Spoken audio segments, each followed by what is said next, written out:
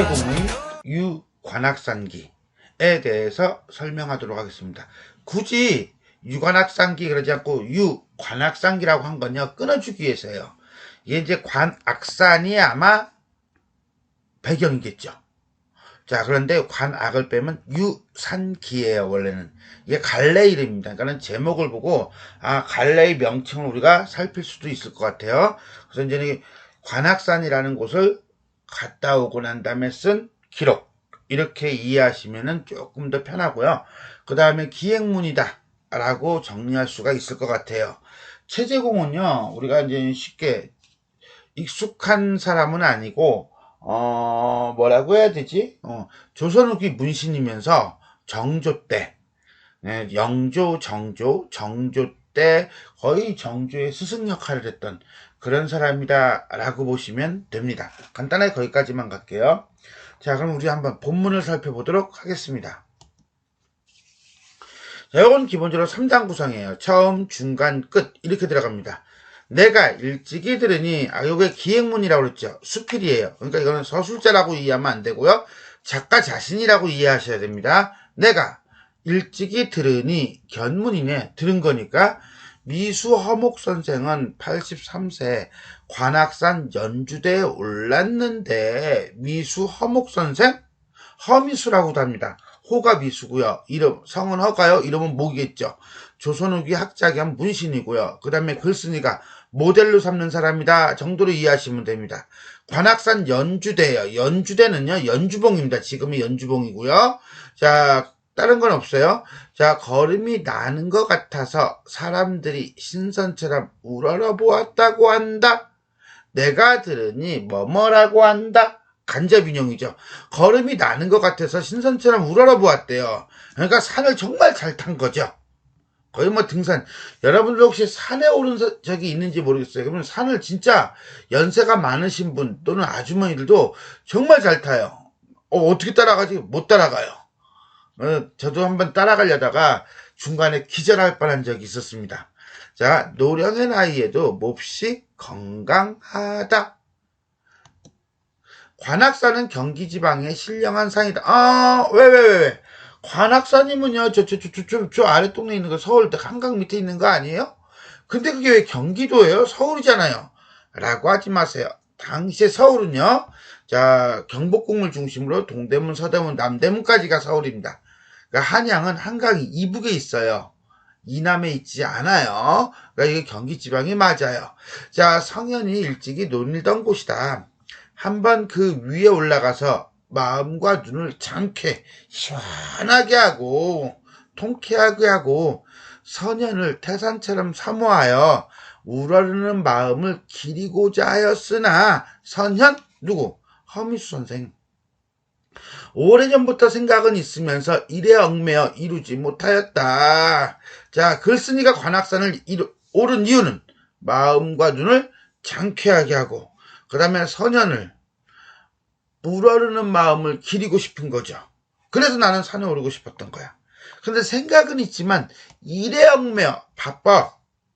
조정일 하느라고 너무 바빠. 바빠도 너무 바빠. 그래서 관악산에 오르지 못했다. 핑계지. 오르려면 못 올라. 까짓 것이 지하철 타고. 이거 조선시대구나. 참 미안. 자, 계속 갑시다. 정조 10년 봄에 노량의 강가에 거주하니 정조 10년 봄에 이사를 했나봐요. 어디로? 노량의 강가. 노량이 어딘데? 지금의 노량진. 관악산의 푸르름이 거의 한눈에 들어오는 듯하여 전망이 좋은가 봐요. 그래서 관악산을 딱 본 거야. 가야지 하다가 못 갔는데 이제 눈앞에 있는 거야. 그럼 뭐해? 당연히 가지. 직접적 얘기예요. 마음이 춤추듯 움직여 막을 길이 없었다. 쫓아가야죠. 관악산에 오르려는 마음이 솟구쳤다. 흥분되고 설렜다. 그래서 4월 13일 남쪽 이웃에 사는 이광국 숙현과 약속하고 출발을 했다. 수행하는 집안 아이들 또한 4, 5명이나 되었다. 10리 남짓 가다가 자동이라는 데를 들어가서 정자에서 쉬었다. 이제는 아직까지는 들어가기 전까지죠. 그죠? 관악산으로 출발한 거예요. 어디서? 집에서 자동으로 들어가 자동의 정자에서 쉰 거다 라고 여정이 나오고 있네요. 관악산으로 들어가는 여정. 정자를 거쳐 또 십리 남짓을 가니 길이 험하고 높아서 말을 탈 수가 없었다. 그러니까 길이 좁고 험하다. 말을 타고 가기가 불편했다. 여기서부터 타고 왔던 말과 하인을 집으로 돌려보내고 지팡이를 짚고 천천히 걸어갔다. 칡렁쿨을 뚫고 구렁을 지나가는데 앞에서 인도하던 사람이 혼미하여 사리 분별을 못해. 한마디로 길을 잃어버린 거죠. 놓친 거예요. 이땐 내비게이션이 없으니까. 동서를 분별할 수가 없었고 해는 이미 얼마 남지 않았다. 설상가상. 시간이 많이 지났어요. 길에는 나무꾼이 없어 물어볼 수도 없으니 인적이 드물단 얘기죠. 수행하는 자들은 혹은 앉기도 하고 혹은 서기도 하면서 어찌할 바를 몰랐다. 안절부절 이렇게 되겠네요. 호련히 보니 숙현이 이광국이죠. 아까 나는 듯이 빠른 걸음으로 높은 봉우리에 올라가 좌우를 바라보았으나 동작이 되게 빨라요. 그 순간 판단이 좋은가 봐요. 잠깐 사이에 어디로 갔는지 알 수가 없었다. 그가 돌아오기를 기다리면서 이상하게 여기기도 하고 이 사람은 어디 갔어? 왜 안 와? 나무라기도 했다. 아이씨, 길도 시간도 얼마 안 남았는데 어디 간 거야? 도대체 뭐 하는 사람이야? 이렇게 투덜댔겠죠. 숙현이 돌아오지 않자 초조해하는 나. 그때 갑자기 흰 장삼을 입은 4-5명이 어디서부터인지 빨리 산을 내려오고 있었다. 이 사람들은 왜 태어난 거야?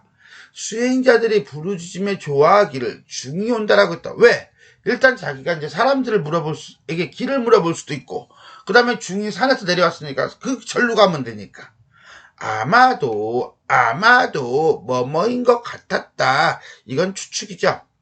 숙현이 멀리 있는 저를 찾아내고는 먼저 몸소 가서 우리 일행이 있다는 것을 알린 것 같았다. 그러니까 이 사람은, 이 숙현이라는 사람은 판단력이 되게 상당히 좋은 사람이다 라고 볼 수가 있겠네요. 나의 추측이고요. 자, 이제는 어디로 왔습니까? 관악산 안으로 들어간 거죠. 자, 승려가 인도하는 대로 대략 4-5리를 걸어가서 절에 닿았다. 절의 이름은 어디? 불성사. 여정을 제시하고 있어요. 이제 어디로 왔어요? 불성사로 온 거예요. 자, 절은 삼면이 산봉우리로 둘러있고 오직 앞면만이 훤하게 트여서 막힘이 없었다. 한마디로 전망이 좋았네요. 그죠? 공간적 특징을 얘기해주고 있어요.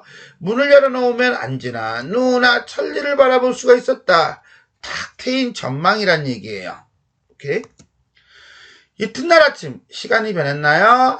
해가 아직 뜨기 전에 거의 새벽이겠네요. 아침밥을 재촉해 먹고 연주대라고 하는 곳에 오르기로 했다. 근데 뭐야? 대위도 아니고 중위도 아니고 소위 이른바 연주대라고 하는 곳에 오는 이 연주대가 목표 지점인가 봐요. 자, 건강한 승려 약간명을 골라 좌우에 서서 길을 안 나게 했다. 왜? 길을 모르니까. 그런데 한 승려가 말하길, 연주대는 여기서 10리 남짓 가야 하는데 길이 몹시 험하여 나무꾼이나 승려들도 쉽게 올라가지 못합니다. 기력이 감당하시지 못할까봐 두렵습니다. 한마디로 험하다는 얘기겠죠. 승려의 말을 인용해서 연주대에 오르는 과정이 순탄치 않음을 밝히고 있다. 나는 세상의 모든 일은 다 마음에서 비롯된다네. 글쓴이의 인생관이고요. 어떤 주장에 대한 전제라고 보시면 돼요. 요 대목은요, 이 큰 따옴표 대화 부분이 약간은 논리적인 성격을 띱니다. 참고로 알아주세요. 요게 대전제. 마음은 장수이고 기운은 졸병과 같은 것일세. 마음과 기운은 체력이겠네요. 마음은 정신력이고요. 자, 장수 대빵이죠. 쫄다고 비유법을 쓰고 있어요. 그리고 대꾸법을 쓰고 있어요. 근데 요게 이제는 근거, 소전제에 해당해요. 장수가 가는데 졸병이 어찌 안 갈 수 있겠는가? 갈 수밖에 없다라고 하는 서리법이죠. 그러면서 체력보다 정신력을 더 중시하는 글쓴이의 태도, 이게 주장이에요. 세상의 모든 일은 마음에서 비롯된다. 마음은 장수이고 기운은 쫄병이다. 그래서 따라서 그러므로 장수가 가는데 졸병은 따라가야 한다. 라는 형태를 띠면서 글쓴이의 어떤 가치관, 인생관이 나타나고 있다. 라고 보시면 되겠네요. 하고 웃어 넘겼다. 드디어 절 뒤에 높은 산꼭대기를 넘는데 덜어는 길이 끊어지고 덜어는 벼랑이 갈라지고 그 아래가 1000길이나 되는 곳을 만나면 한마디로 절벽이죠. 낭떠러지를 만난 거예요. 몸을 돌려 석벽에 착 붙이고 손으로 번갈아 고목나무 뿌리를 잡으면서 조심조심 걸음을 옮겼다. 상당히 사실적인 표현이에요. 그러면서 산행 과정, 산을 오르는 과정이 매우 어렵다는 것을 얘기해주고 있어요. 낭떠러지에서 현기증이 일어날까 두려워 감히 밑은 보지 못하였다. 양반이, 정승이 이렇게 벌벌벌벌 떨다니, 그걸 또 이렇게 글로 남기다니 얼마나 솔직합니까? 혹은 또 다른 경우인가요? 큰 바위가 완전히 길을 가로막을 때는 앞으로 갈 수가 없었다. 소국이 파여 골이 진 곳 가운데 별로 날카롭게 깎이지 않은 곳을 골라 엉덩이를 바닥에 붙이고 두 손으로 그 곁을 버티면서, 상상돼요 장면? 엉금엉금 미끄러져 내려갔다. 자, 자기 자신의 어떻게 움직인 모습을 되게 어떻게 사실적으로 보여주고 있죠. 조금이라도 산을 타본 사람, 등산, 옆에 있는 조그만 산이라도 가본 사람이라면 이런 거 이해가 될 거예요. 바지가 걸려 찢어져도 아유 창피해. 돌볼 겨를이 없었다. 체면이고 뭐고가 없네요. 역시 마찬가지로 바위 때문에 길이 가로막힌 상태에 대해서 자 사실적으로 묘사함으로써 산행 과정이 어려움을 겪었음을 보여주고 있다 라고 볼 수가 있겠어요. 이와 같이 하기를 두어 번 겪으며 천신만고 끝에 비로소 연주대 어디까지 왔습니까? 아래까지 왔네요. 천신만고가 뭐냐고요? 어려움을 겪었다는 뜻입니다. 어려울 거 없어요. 자, 해는 이미 정오였다. 시간의 경과인가요? 자, 그렇죠. 쳐다보니 나보다 먼저 연주대에 오른 다른 사람들이 만 길이나 되는 위에 서서 몸을 굽혀 아래를 내려보는 것이 흔들흔들 위험 떨어질 것만 같았다. 사람들이 아래를 내려다보고 있네요. 나는 위를 올려다보고 있죠. 그런데 올려다보고 있는 나의 모습에서 어떻습니까? 정신이 아찔하고 머리카락이 쭈뼛쭈뼛하였다. 무섭다는 거죠. 조심하시오. 위험합니다. 라고 외치게 하였다. 근데 그 위에 있는 사람들은 신경을 안 써요. 나는 힘을 다하여 곱사등처럼 등을 구부리고 기어서 마침내 그 정상을 올랐다. 연주대 꼭대기까지 갔나요? 자, 그렇죠. 연주대 정상까지 왔어요. 여정 보입니까? 집에서 자동, 쉼터, 그 다음에 불성함서 이제는 하룻밤 자고 연주대 아래까지 올라서 지금 정상까지 올라간 거예요. 정상에는 돌이 있는데 평평하여 수십 명이 앉을만 했다. 이런 경우 우리가 흔히 마당바위, 앉을바위 뭐 이러는데 여기는 특이하게 그 바위 이름을 차일암이라고 하네요. 무슨 뜻이야? 햇볕을 가리는 바위. 가만, 우린 바위 위에 앉잖아요. 근데 어떻게 햇볕을 가려요? 햇볕을 바로 받지? 바위 밑에 앉는다면 또 몰라. 특이하네. 옛날 한 옛날 호랑이가 담배 피고 토끼와 거북이가 간땡이 놓고 다른 바퀴라던 시절. 양녕대군이 누구죠? 아, 세종의 형이죠. 세종대왕의 형. 자, 왕 위를 사양하여 관악산에 와서 머무를 때 간혹 여기에 올라 대궐을 바라보았는데 해가 뜨거워 오래 머무르기가 어려우므로 장막을 치고 앉았다. 요것 때문에 우리가 차일암이라고 하는군요. 자, 차일암에 얽힌 양녕대군의 일화를 소개하고 있어요. 바위 구석에는 꽤 오목하게 파놓은 구멍이 이거는 뭐겠어요? 기둥이네, 기둥. 기둥을 세웠던 곳일 것이다. 용도를 추측하고 있네요. 그 구멍이 지금도 완연한데 뚜렷한데 대를 연주대라 하고 연주대 주인 임금을 그리워하는 곳 바위를 차이람 햇볕을 가리는 바위라고 하는 것은 이 때문이다. 연주대라는 건 여기 있네. 대궐을 바라보았다는 거죠. 임금을 그리워하는 곳이에요. 왕위를 그리워하는 곳이 아니에요. 왕이 되고 싶은 욕구, 욕망이 있다. 이렇게 해석하면 안 됩니다. 그 다음에 차이람이라고 하는 것은 구멍 뚫고서나 이제는 뭐 한 거예요? 햇볕을 가린 것을 얘기하죠. 그러니까 이름의 유래를 얘기해주고 있어요. 연주대가 구름과 하늘 사이에 높이 솟아 있어서 스스로 내 몸을 돌아보니 나 자신, 연주대 위에 있는 나를 돌아보니 천하 만물이 감히 나와 높음을 겨루지 못할 것 같아.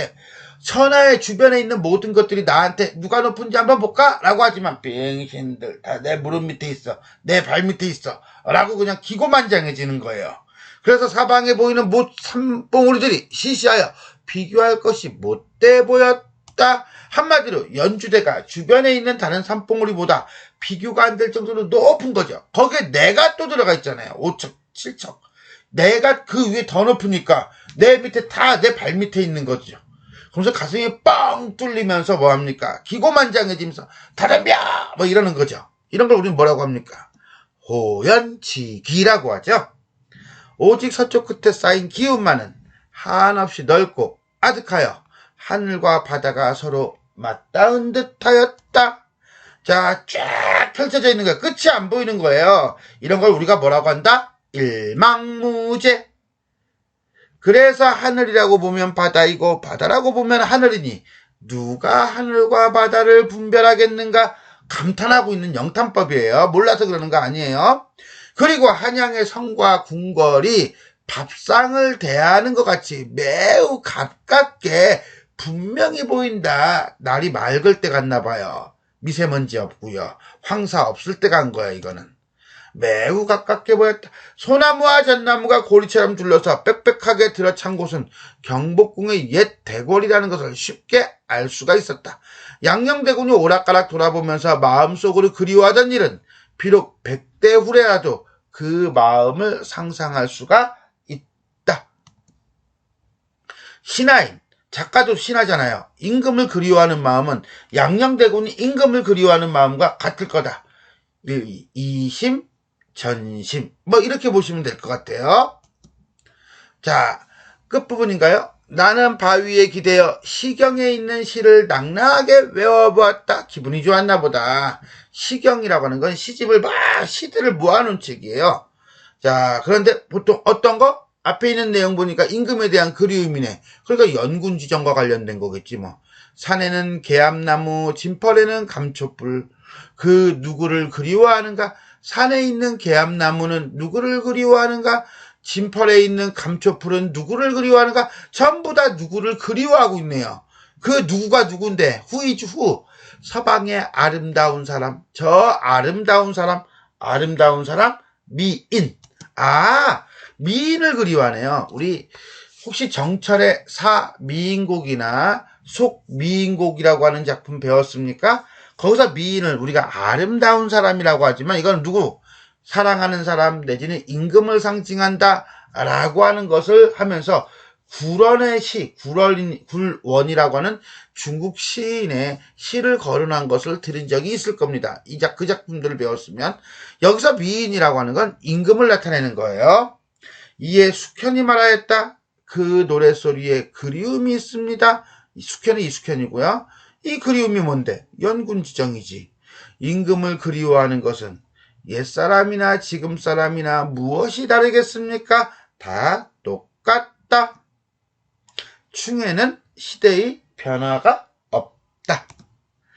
나는 다시 말하였다. 임금을 연모하는 것은 사람으로서 또 떳떳한 도리이다. 역시 유교, 연군사상이 나타나죠. 본래부터 옛사람이나 지금 사람이나 다를 것이 없을 걸세. 마땅히 지켜야 하는 떳떳한 도리이다. 다만 내 나이가 67이니 허미수의 그때 나이에 비하면 오히려 16살이나 모자라네. 허미수가 누군데? 미수 허목 처음에 나왔던 거죠. 작가의 나이가 몇이라고요? 83 빼기 16. 16 모자란다고 했을까? 83이라니까 저 앞에 있었어요. 그래서 67이에요. 요걸 빵꾸를 뽕 뚫어놓을 거예요. 얼마게 물어보는 걸로요. 여기다 구멍 쳐놓고 그러면 내신 문제로 딱일 텐데 재밌겠죠. 자, 허목에 비하면 한창 어린 나이다 라는 뜻일 겁니다. 그런데도 그분은 걸음걸이가 나는 것 같았다네. 산은 뛸 때 있죠. 처음 부분에 있었어요. 나는 힘이 다하고 숨이 차서 간신히 올랐으니 나는 헐떡헐떡거렸어요. 도학과 문장이 옛사람과 지금 사람이 같지 않은 것이 이상할 것이 없으나 근력이 옛사람과 같지 않으면 어찌 이렇게 다른가? 학문과 글솜씨가 도학과 문장이 옛사람 허목과 지금 사람 내가 같지 않은 것은 이상할 게 없어. 왜? 허목을 따라갈 수가 없어. 부족한 게 당연해. 하지만 이건 나는 나이가 16살이나 모자라는데 어린데 힘과 기운이 왜 내가 부족하지? 라고 얘기하는 거예요. 대비를 치고 있는 거죠. 하늘의 신령한 도움을 힘입어 내가 만일 83살까지 산다면 비록 가마를 타고서라도 반드시 다시 한번 이 연주대에 올라 고인의 발자취를 이을 것이다. 한 번 더 오겠다. 자네는 기억해 두게나. 허목 선생을 본받아 기계를 잃지 않고 임금에 대한 일관된 마음, 충이죠. 유지하겠다. 이숙헌이 말하기를 그때 저도 마땅히 따라올 것입니다. 같이 하겠다는 얘기죠. 공감한다는 소리예요. 숙현의 나이는 지금 바야흐로 65으로 둘은 서로 크게 웃고 말았다. 그리고 불성암으로 내려왔어요. 불성사에 있는 암자겠죠. 그리고 하룻밤 자고 다음날 노량의 내 집으로 돌아왔다. 집으로 돌아오기까지의 여정을 제시하고 있습니다. 이렇게 처음 집에서 관악산으로 출발하는 과정, 그 다음에 중간 관악산에서 연주대 정상까지 오르는 과정, 끝 연주대 정상에서의 감정과 집으로 돌아오기까지의 과정에 대해 살펴봤습니다. 자, 그럼 우리가 전체적으로 한번 살펴보도록 하겠습니다. 자, 갈래는 고전수필이고요. 기행문이에요. 여정 전문 감상이고요. 유산기에 해당합니다. 처음에 시작할 때 유산기에 대한 얘기를 잠깐 간단하게 했었는데 유관악산 기라고 보면 된다고 그랬어요. 그 유산기에 대해서 간단히 한번 쭉 살펴볼까요? 자, 일단 조선 사람들, 조선의 선인들이 산을 누리는 방식에는 세 가지가 있다고 합니다. 첫 번째는 관산, 두 번째는 요산, 세 번째는 유산. 관산은 산을 바라보는 거죠. 요산은요, 요자가 무슨 요자예요? 즐거울 요자죠? 오케이? 즐거울 낙자, 그 다음에 즐길 요자. 산을 즐기는 거예요. 그 다음에 유산은요, 논일 유자예요. 산에서 노는 거예요. 그러니까 유산기라고 하는 것은 산에서 놀면서 쓴 기록 정도로 이해하시면 돼요. 어쨌거나 간에 조선 중기 15, 16세기 사이에 집중적으로 쓰여진 글의 양식이라고 합니다. 산을 노는 척을 적은 기행 산문으로 관산과 요산이 잘 녹아있다 정도로 이해하시면 될 것 같아요. 그걸로 끝나면 재밌겠는데 그게 아니고요.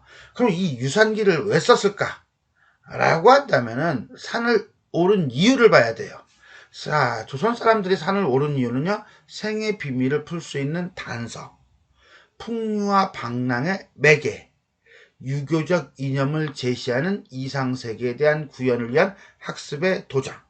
어쨌거나 간에 요 세 가지를 가지고 쓰는 경우, 산을 오르는 경우가 많았습니다. 자, 그러면 우리가 본 유관악산기는요. 두 번째와 세 번째에 가깝겠죠. 그래서 이 조선 사람들은 산에 오르고 산과 정을 토하고 마음을 나누고 그 다음에 기분이 확 올라요. 아까 호연직에 대한 얘기를 했어요. 그거를 그다음 막 터져나오는 마치 그냥 무슨 막 무당이 굿하고 난 다음에 막 터져나오듯이 막 터져나오는 그 말들에 대해서 이제는 유산기로 기록을 합니다.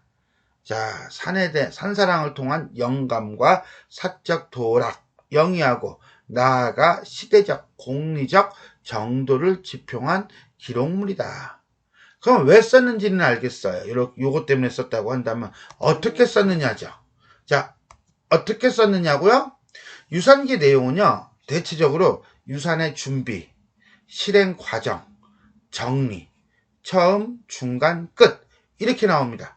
그런데 특징이 있다면 유생의 실행 과정에서요, 산을 오르는 과정에서의 고난과 보람, 풍류, 경관에 대한 묘사, 명승 고적, 산과 관련된 설화, 그 다음에 동행한 사람들과 일화, 깨달은 점, 이것들이 쭉 다 나온다는 거예요. 이 유관악산기에만 나오는 것이 아니라 대부분의 유산기가 이러한 형태로 떨어진다는 겁니다. 그러면서 깨닫게 되는 도에 대한 고백 등등이 이제 작품으로 실려났다, 실려있다 라고 정리하면, 문제 출제도 이런 쪽으로 빠지겠네요. 우리 이제 문제를 풀려고 공부하는 거니까 라고 보시면 되겠습니다. 자, 사실적이고요. 기행문이다. 그래서 여정, 견문, 감상의 부분을 우리가 확인해야 된다. 관악산에 오르는 여정과 감회다. 여정을 사실적으로 묘사하여 등반 행위를 충의 사상과 연결하고 있다. 자, 여정을 볼까요? 여정을 본다면 이렇게 볼 수 있겠네요. 노량의 집에서 자동 정자, 불성사, 연주대 아래에서 연주대 정상, 불성함, 노량의 집. 실질적으로는요, 여기가 포인트죠? 자, 노량의 집에서는요, 관악산에 매료되어 오르기로 결심합니다. 정자는 쉬었다 가는 공간이고요. 그 다음에 불성사에서는 절 주변의 경치를 묘사하고요. 그 다음에 앞에 탁 트여있다는 경관이 좋다, 조망이 좋다라고 하는 걸 보여주고 하룻밤 잡니다. 그리고 험한 산세를 두려움에 느끼면서 위로 올려다보고 머리칼이 쭈뼛해지면서까지 놀라죠. 그러면서 그 오르는 과정이 매우 사실적으로 묘사가 돼 있다. 사실적 묘사는 여기에 있어요. 그러는 다음에 연주대 정상에 올라서 양녕대군의 일화를 통해서 연군 지정 내지는 충의 사상이 나타나고 있다.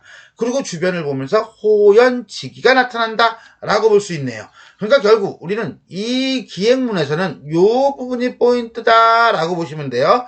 불성함으로 내려오죠. 그리고 하룻밤 자고요. 노량의 집으로 돌아왔다 정도로 이해하시면 되겠습니다. 다양한 서술 방식을 통해서 주제의식을 드러내고 있다. 자, 등산 과정을요, 사실적으로 묘사한다는 부분. 아까도 얘기했나요? 자, 산꼭대기를 넘는데 길이 끊어지고 벼랑이 갈라지고 천길을 만나면 석벽에 착 붙이고 고목나무 뿌리를 잡으며 조심조심 걸음을 옮겼다 라든가, 아니면 바위가 가로막고 있을 때는 속이 파여진 골로 엉덩이를 바닥에 붙이고 두 손으로 그 곁을 버티면서 엉금엉금 기어갔다, 바지가 걸려 찢어져도 돌볼 겨를이 없었다 라고 하는 부분이죠. 두 번째는 시를 인용해서 정서, 어떤 정서? 유교 사상을 드러내고 있어요. 산안엔 개엄나무, 그 누구를 그리워하는가? 진펄에 있는 감초풀, 그 누구를 그리워하는가? 아름다운 사람, 미인, 그 미인이여. 자, 시경에 나오는 연주와 관련된 시로 아름다운 사람은 미인, 사랑하는 사람, 혹은 임금을 상징하는 시어이다. 따라서 이거는 연군지정을 드러내고 있다라고 보시면 되겠습니다. 대화. 세상의 모든 일은 마음에서 비롯된다네. 마음은 장수이고 블라블라 웃어넘겼다. 여기서 뭐예요? 마음, 정신력을 중시하는 글쓴이의 정서가 드러나고 있죠. 그래서 마음에서 비롯된다. 체력보다는 정신을 더 중시한다. 또 임금을 연모하는 것은 사람으로서 떳떳한 도리이다. 본래부터 옛사람이나 지금사람이나 다를 것이 없을 것이다. 라고 하는 것은 글쓴이의 충사상이 드러나는 거죠. 그래서 충성은 신화된 자로서 당연한 도리이다 라고 하는 내용을 담고 있습니다. 이런 식으로 여러 가지 서술 방식을 통해서 대상에 대한 어떤 상황에 대한 사실적인 묘사 내지는 글쓴이의 정서를 잘 효과적으로 드러내고 있다고 볼 수 있겠습니다. 지금까지 우리는 최재공의 기행수필 관악산 기에 대해서 살펴보았습니다. 수고하셨습니다.